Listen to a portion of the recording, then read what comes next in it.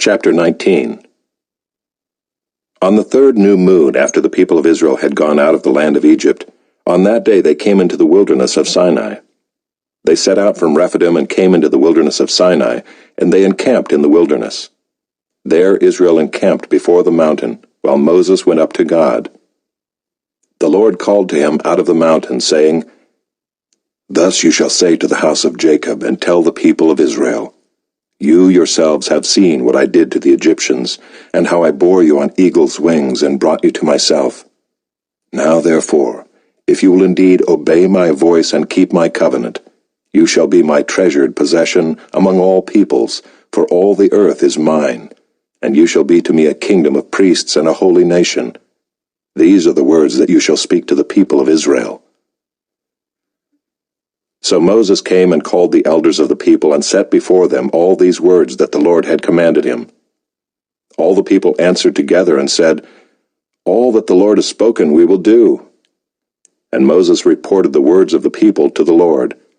And the Lord said to Moses, "Behold, I am coming to you in a thick cloud, that the people may hear when I speak with you, and may also believe you forever." When Moses told the words of the people to the Lord said to Moses, "Go to the people and consecrate them today and tomorrow, and let them wash their garments and be ready for the third day. For on the third day the Lord will come down on Mount Sinai in the sight of all the people, and you shall set limits for the people all around, saying, Take care not to go up into the mountain or touch the edge of it. Whoever touches the mountain shall be put to death. No hand shall touch him, but he shall be stoned or shot, whether beast or man, he shall not live. When the trumpet sounds a long blast, they shall come up to the mountain." So Moses went down from the mountain to the people and consecrated the people, and they washed their garments. And he said to the people, "Be ready for the third day. Do not go near a woman." On the morning of the third day there were thunders and lightnings and a thick cloud in the mountain, and a very loud trumpet blast, so that all the people in the camp trembled. Then Moses brought the people out of the camp to meet God, and they took their stand at the foot of the mountain. Now Mount Sinai was wrapped in smoke, because the Lord had descended on it in fire. The smoke of it went up like the smoke of a kill, and the whole mountain trembled greatly. And as the sound of the trumpet grew louder and louder, Moses spoke, and God answered him in thunder. The Lord came down on Mount Sinai to the top of the mountain, and the Lord called Moses to the top of the mountain, and Moses went up. And the Lord said to Moses, "Go down and warn the people, lest they break through to the Lord to look, and many of them perish. Also let the priests who come near to the Lord consecrate themselves, lest the Lord break out against them." And Moses said to the Lord, "The people cannot come up to Mount Sinai, for you yourself warned us, saying, Set limits around the mountain and consecrate it." And the Lord said to him, "Go down and come up, bringing Aaron with you, but do not let the priests and the people break through to come up to the Lord, lest he break out against them." So Moses went down to the people and told them.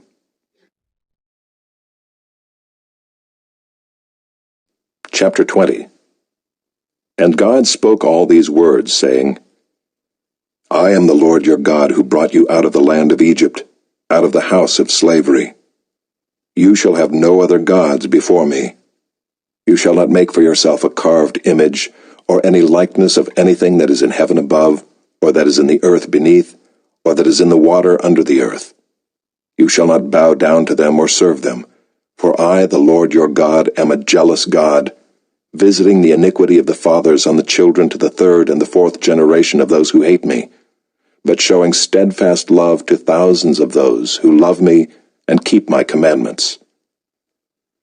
You shall not take the name of the Lord your God in vain, for the Lord will not hold him guiltless who takes his name in vain. Remember the Sabbath day, to keep it holy. 6 days you shall labor, and do all your work, but the seventh day is a Sabbath to the Lord your God. On it you shall not do any work, you or your son or your daughter, your male servant or your female servant, or your livestock, or the sojourner who is within your gates. For in 6 days the Lord made heaven and earth, the sea and all that is in them, and rested on the seventh day.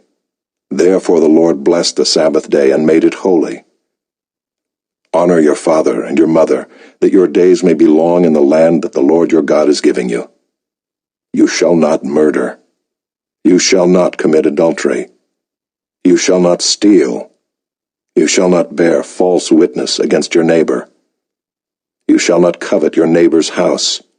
You shall not covet your neighbor's wife, or his male servant, or his female servant, or his ox, or his donkey, or anything that is your neighbor's. Now when all the people saw the thunder and the flashes of lightning and the sound of the trumpet and the mountain smoking, the people were afraid and trembled, and they stood far off and said to Moses, You speak to us, and we will listen, but do not let God speak to us, lest we die. Moses said to the people, Do not fear, for God has come to test you, that the fear of him may be before you, that you may not sin. The people stood far off, while Moses drew near to the thick darkness where God was. And the Lord said to Moses, Thus you shall say to the people of Israel, You have seen for yourselves that I have talked with you from heaven. You shall not make gods of silver to be with me, nor shall you make for yourselves gods of gold. An altar of earth you shall make for me, and sacrifice on it your burnt offerings and your peace offerings, your sheep and your oxen. In every place where I cause my name to be remembered, I will come to you and bless you. If you make me an altar of stone, you shall not build it of hewn stones. For if you wield your tool on it, you profane it. And you shall not go up by steps to my altar, that your nakedness be not exposed on it.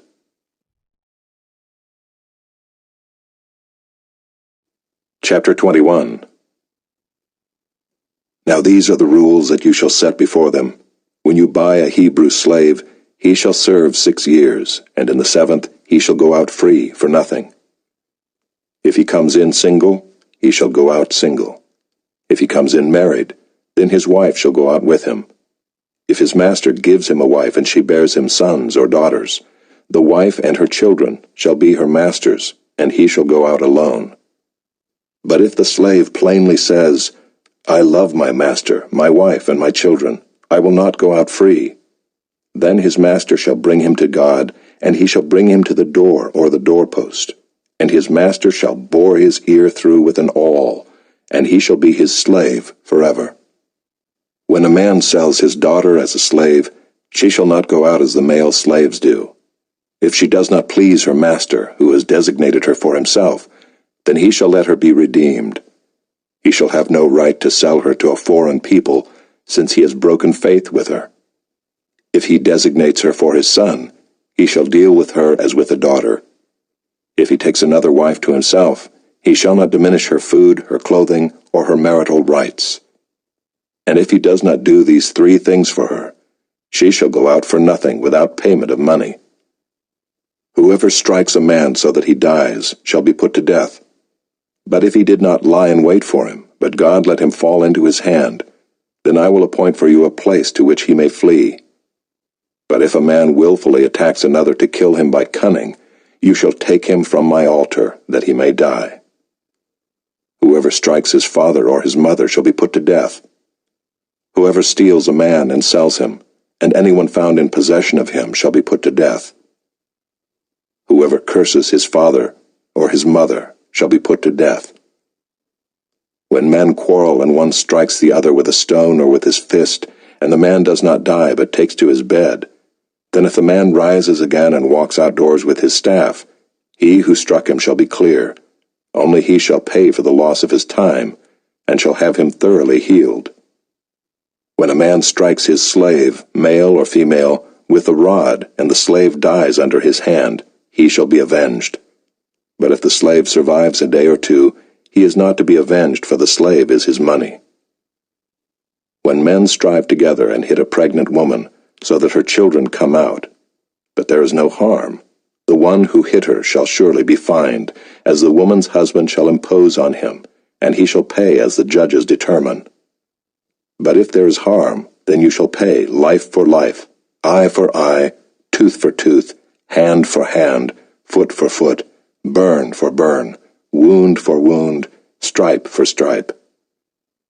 When a man strikes the eye of his slave, male or female, and destroys it, he shall let the slave go free because of his eye. If he knocks out the tooth of his slave, male or female, he shall let the slave go free because of his tooth. When an ox gores a man or a woman to death, the ox shall be stoned, and its flesh shall not be eaten, but the owner of the ox shall not be liable. But if the ox has been accustomed to gore in the past, and its owner has been warned but has not kept it in, and it kills a man or a woman, the ox shall be stoned, and its owner also shall be put to death. If a ransom is imposed on him, then he shall give for the redemption of his life whatever is imposed on him. If it gores a man's son or daughter, he shall be dealt with according to this same rule. If the ox gores a slave, male or female, the owner shall give to their master 30 shekels of silver, and the ox shall be stoned.